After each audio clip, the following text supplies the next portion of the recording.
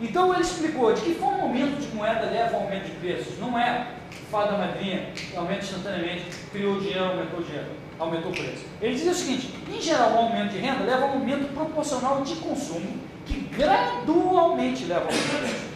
Os mineradores, na época o dinheiro era ouro e prata, então ele fala: os mineradores de ouro e prata aumentarão suas despesas e consumirão mais produtos e darão mais empregos para outros que também crescerão suas despesas, por sua vez.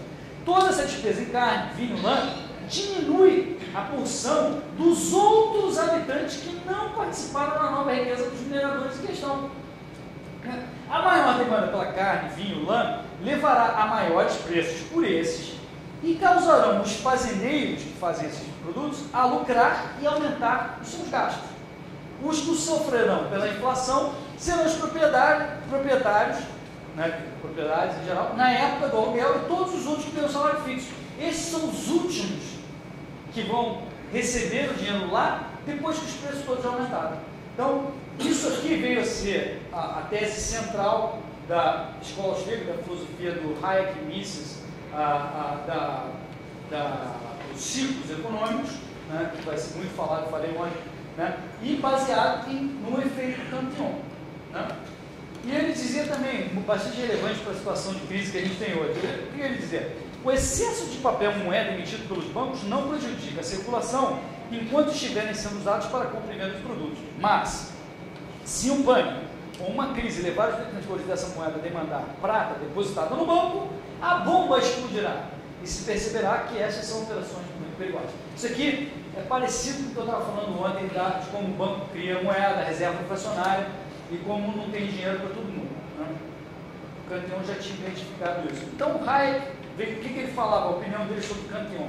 Ele dizia com entusiasmo que a teoria monetária do Cantillon constitui, sem dúvida, a suprema façanha de um homem que foi o maior pré-clássico, no mínimo na área de dinheiro, e que os clássicos, em muitos pontos, não só não superaram, mas deixaram igual. Esse era o Cantillon, que também, Roberto, não ensinaram nas escolas de economia. Não? Antes já estamos dizendo, parece na economia, a economia parece que não, na escola, a economia foi criada um belo dia por Adam Smith. Na hora que saiu o livro, ele fundou a economia. Né? E hoje a gente está refutando toda essa tese de que um belo dia Adam Smith fundou a economia. Bom, isso aqui, né, nessa época, a ciência natural estava avançando bastante, né, e vários métodos da ciência natural passaram a ser adotados pelas ciências sociais. E um dos principais, aqui é curioso, é a analogia da circulação.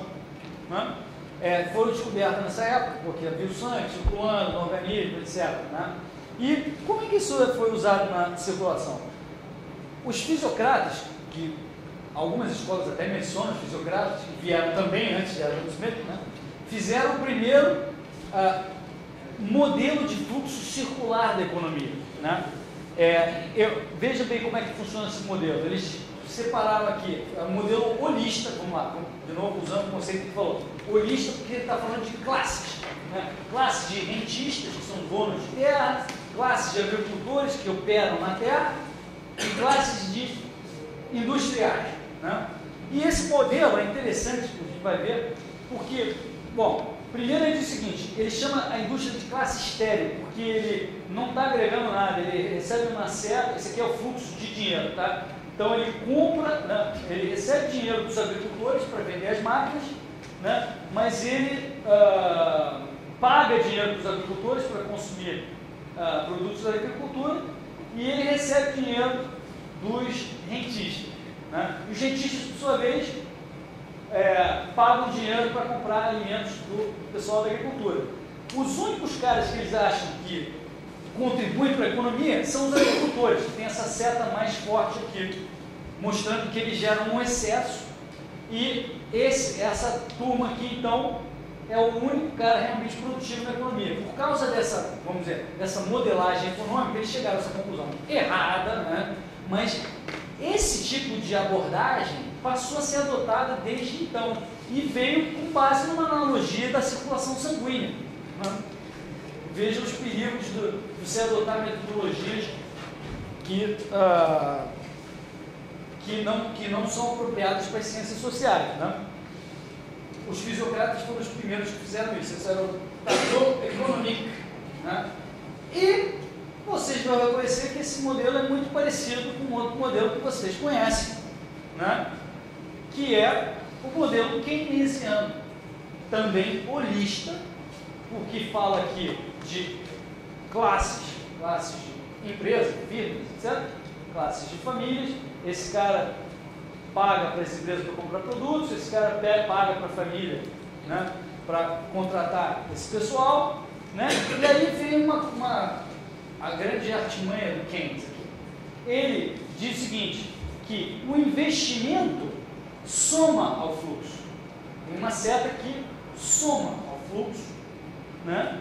E poupança subtrai o fluxo, né? Essa é a figura, a premissa fundamental do modelo keynesiano, né? Tempo, né? Passagem do tempo não está refletido aqui.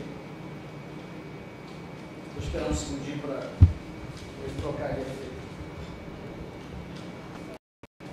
Bom, então, tempo não está representado aqui e a dinâmica do crescimento econômico também não. A gente sabe que a dinâmica do crescimento econômico passa por poupar. A poupança permite um investimento em, por exemplo, máquinas e equipamentos, que, por sua vez, permite o crescimento, é uma coisa que vocês também vão ver bastante ao longo do curso, né? Mas nada disso está refletido nesse modelo simplificadíssimo, keynesiano e errado, né? Onde ele deliberadamente fez isso aqui.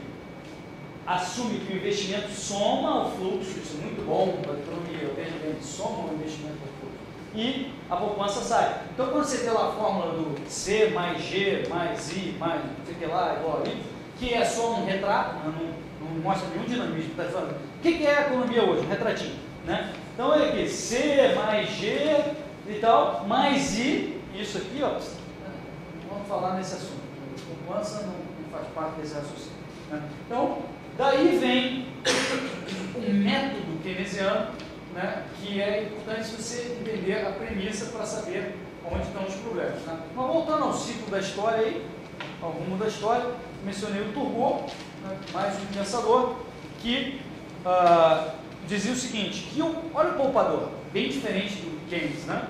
Dizia o seguinte, o poupador ele gasta tanto quanto o gastador, mas ele usa o dinheiro para aumentar o capital e, eventualmente, beneficia o consumo de todos. Então, não é pecado poupar, ao contrário, ele gasta também.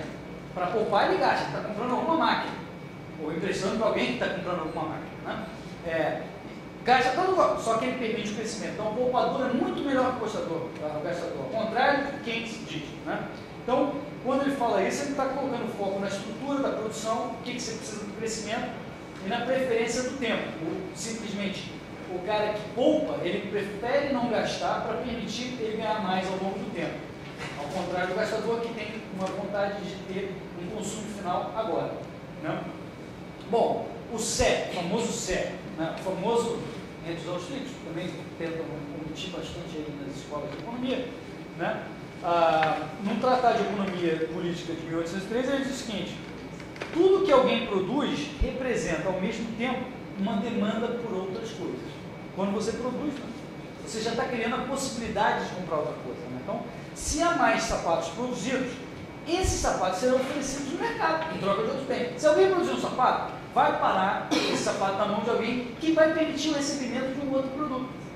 Então, a expressão oferta cria demanda significa que a produção é essencial. A produção é essencial. Para você consumir, você precisa ter antes produzido. Isso Keynes tentou revogar na marca. Keynes defende que o consumo pode provocar um aumento de produção. Isso é inverter uma lei básica da economia que o CE soube expressar de uma forma muito clara, né? Bom, aí vem o nosso querido Adam Smith, que é considerado o pai da economia moderna, com Riqueza das Nações, né? E ele realmente tinha alguns conceitos revolucionários, era uma novidade para a época também, não só o Cantillon também, todos esses outros caras que a gente falou, mas também o Adam Smith. O que ele falou? Né? Bom, primeiro, por mercantilismo, que vai? O gasto agregado é que causa o crescimento. Essa é a ideia básica do mercantilismo. Né? Gasto que causa o crescimento. Para o Smith, ele diz o seguinte, olha, nem o gasto, nem o nível de preço, nem a quantidade de moedas são relevantes para o crescimento. Nada disso afeta o crescimento econômico. Nada disso. Irrelevante. Absolutamente irrelevante. O que então causa o crescimento? O que causa o crescimento? Para Adam Smith é a divisão do trabalho, cada um se especializando no que é melhor e fazendo trocas, né? E a acumulação de poupanças, que permite, que é a mesma coisa, na verdade, que a acumulação de capital, ou seja, de máquinas, equipamentos, etc. Né? Isso que para Adam Smith permite e causa o crescimento, né? Que é bem diferente do que os keynesianos acham, os mercantilistas acham, ou seja, bem diferente do que o próprio mainstream acha. O mainstream tem um pouco das ideias de Adam Smith, mas a maioria do mainstream não concorda com essa visão. Né? Ele dizia o seguinte: não é pela benevolência do açougueiro ou do padeiro que disputamos nosso jantar, mas por seu apreço, o seu próprio interesse, que é a questão da mão invisível, um conceito que não foi ele que inventou, mas ele popularizou. Né? O problema é que Smith não tinha uma teoria apropriada de preço, uma teoria correta de preço, porque ele acreditava no valor do trabalho. Né? Então ele não leu ou não concordou com os escolásticos, ele leu bastante Cantillon, ele pegou muita coisa do Cantillon, e o Adam Smith não gostava de citar ninguém, não gostava de dar crédito para ninguém, mas ao Cantillon ele chegou a mencionar, sem dar muito crédito, mas chegou a mencionar Cantillon na Riqueza das Nações.